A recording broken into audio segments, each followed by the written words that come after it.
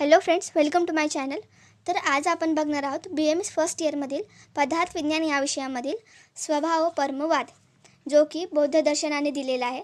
चार्वाक दर्शनमध्ये सुद्धा स्वभाववाद म्हणून सिद्धांत दिलेला आहे. तर तो आणि हा याच्याशी कन्फ्यूज नाही करायचं आहे. पेपरमध्ये काय विचारले आहे त्यानुसार आपल्याला प्रश्नाचे उत्तर लिहायचे आहे. चला तर या सिद्धांताला सुरुवात करूया. जायन्ते हेतु वैषम्या द्विषमा देहधातवा हेतु साम्यात समास्तेषां स्वभाव परमः सदा. चरकसूत्रस्थान 16-27. विषमदोष हे रोगाचे कारण असतात.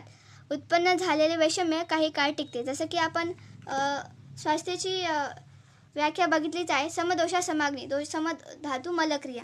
म्हणजेच काय, जेव्हा शरीरामध्ये दोषांची अवस्था ही साम्य अवस्थेत असते तेव्हा आपल्याला स्वास्थ्याची प्राप्ती होते. परंतु जेव्हा याच दोषांची विषम अवस्था प्राप्त होते तेव्हा काय, आपल्याला रोग उत्पन्न होतात.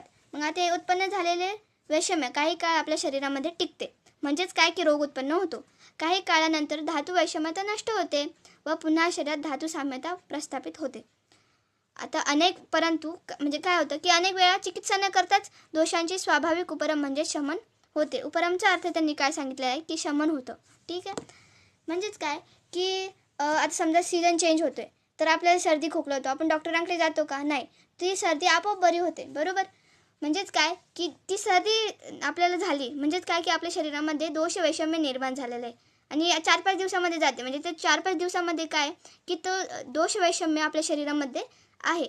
आणि जेव्हा आपली जी सर्दी किंवा सर्दी खोकला बरा होतो तेव्हा काय की पुन्हा आपल्या शरीरामध्ये ते दोष साम्य बनलेलं आहे, दोष साम्य निर्माण झाले. म्हणूनच ती सर्दी काय झाली तर बरी झाली. म्हणजे काय की चिकित्सा न करता झाली. बरोबर. आपण डॉक्टरांकडे नाही जात, आपण घरच्या घरीच हे करतो. बरोबर.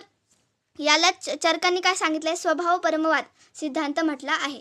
म्हणजे यालाच आपण चरक काय म्हणतात की स्वभाव परमवादाचा सिद्धांत म्हटलेला आहे. कोणत्याही कारणाशिवाय पदार्थाचे स्वभावता विनाश होतो. जसं की शिरेते तत् शरीरम चक्रपाणींनी सांगितले. बरोबर. काय की ज्याचा नेहमी ऱ्हास होतोय ते काय तर शरीर आहे. म्हणजे जे ज्याचा सतत ऱ्हास होत आहे त्याला काय म्हणतो आपण, शरीर म्हणतो. म्हणजे काय, हा स्वभाव आहे.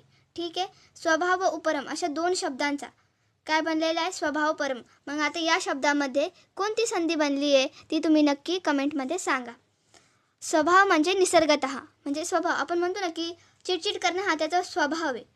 ठीक आहे. किंवा चेष्टा करणं त्याचा स्वभाव आहे. म्हणजे की एखाद्याची प्रकृती की त्याचं नेचरच तसं आहे. ठीक आहे. किंवा स्वाभाविक म्हणजे स्वाभाविक आहे असं. उपरम म्हणजे नष्ट. उपरम म्हणजे काय, नष्ट.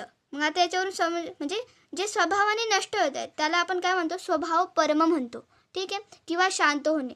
आता धातूच्या उत्पत्तीत कारणाची अपेक्षा असते. म्हणजे काय, जर आपल्याला मांस धातूची वृद्धी करायची तर आपल्याला काय की मांस धातू त्याला कारण पाहिजे. ठीक आहे. म्हणजे आहार तसा पाहिजे.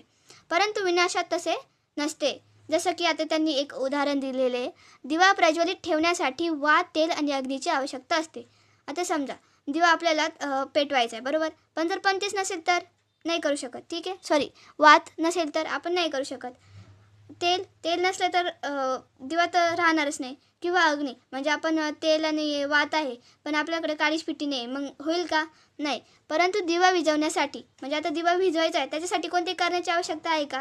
नाही. कारण तेल व वात जळल्यावर दिवा काय होतो, आपोआप विझतो. म्हणजे तेल आणि वात जळाल्यानंतर म्हणजे त्याचा स्वभाव आहे दिव्याचा काय की तो विझणार आहे. ठीक आहे.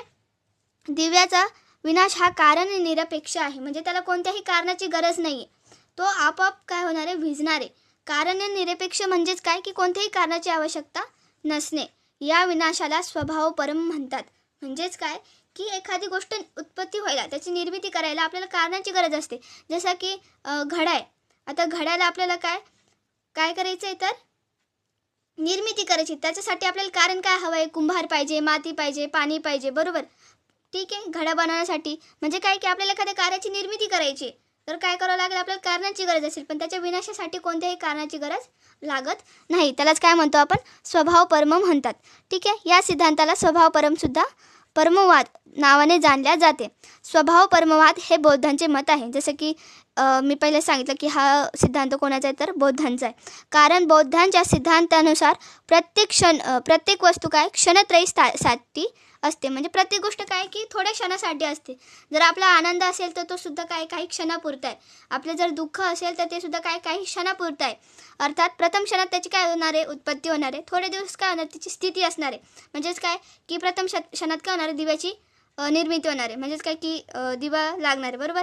त्याच्यानंतर काही थोड्या वेळासाठी तो दिवा चालू असणार आहे. आणि तिसरी अवस्था म्हणजे काय की तो विझणार आहे. तेल म्हणजे जोपर्यंत तेल आणि वात आहे तोपर्यंत त्या दिवा चालू असणार आहे. आणि तिसरी स्थिती काय की जेव्हा वात आणि तेल दोन्ही संपेल तेव्हा काय होणार, तो आपोआप विझणार आहे. बौद्धांच्या मते वस्तूंचा नाश स्वभावानेच होतो. म्हणजे एखाद्या वस्तूचा म्हणजे कोणतीही असेल ती या जगामधील कोणतीही वस्तू तिचा नाश होणं हा तिचा स्वभाव आहे.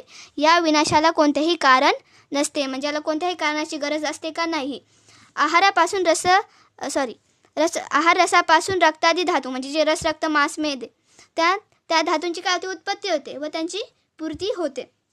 ठीक आहे. आता काय शारीरिक क्रियांद्वारा जसं की ॲनाबॉलिझम, कॅटाबॉलिझम, चयापचय क्रिया आपल्या शरीरामध्ये नेहमी चालू असते. म्हणून काय होतं की या धातूंचा नाश होत असतो. ठीक आहे. आणि मग काय होतं की जो धातूंची म्हणजे नंतर आता नाश झाला आहे, मग आपल्याला शरीरामध्ये तर पाहिजेच ना. मग काय होईल, मग आहार रसाद्वारे त्याची पुन्हा पूर्ती होईल. म्हणजेच काय पुन्हा त्याची काय होईल, निर्मिती होईल. हा क्षणिक विज्ञानवाद बौद्धांचा सिद्धांत आहे. धातूंचा नाश स्वभावानेच होत असतो. म्हणजे काय की त्यांचा स्वभाव येतो.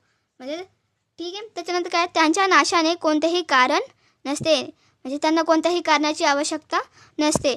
वैज्ञानिक दृष्टीने विचार केल्यास म्हणजेच आताच्या आधुनिक पद्धतीनुसार तर शरीरात नेहमी वियर आणि टियर फिनोमिनन जसं की कॅटाबॉलिझम, ॲनाबॉलिझम आपल्या शरीरामध्ये नेहमी चालू असतं. ठीक आहे. वियर फिनोमिनन म्हणजे काय की निर्मिती होणे. आहार रसादीपासून रस, रक्त यांची निर्मिती होणे, त्याला काय म्हणतो आपण, वियर. मग काय होतं, परंतु मग म्हणजे आपल्या शरीरामध्ये त्याची पूर्ती होते. नंतर काय होतं, टियर म्हणजेच काय की त्याच्या नेहमी नॅचरल गतीने तो काय होतो, अहेतुक होतो. म्हणजे त्याचं पुन्हा काय होणार आहे, ऱ्हास होणार आहे. अशा प्रकारे आधुनिक वैज्ञानिकांच्या विचारधारांसोबत हा स्वभाव परमवाद सामंजस्य ठेवतो. म्हणजे काय की हे बरोबर आहे.